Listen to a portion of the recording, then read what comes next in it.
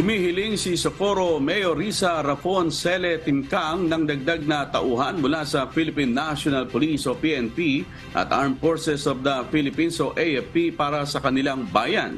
Nais umano niyang masiguro ang seguridad sa Socorro, Surigao del Norte habang nakabinbi ng investigasyon laban sa umano'y kultong Socorro Bayanihan Services Incorporated o SBSI. Kasunod na rin ito ng isinagawa ang protesta ng mga miyembro ng organisasyon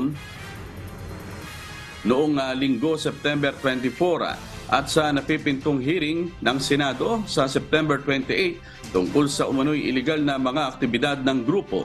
Ayon pa kay Timkang, may real threat at imminent danger na nakaamba mula sa mga galit na miyembro ng SBSI. Nananawagan naman ng mayor sa mga lider ng organisasyon na hikayatin ng kanilang mga miyembro na sumunod sa batas.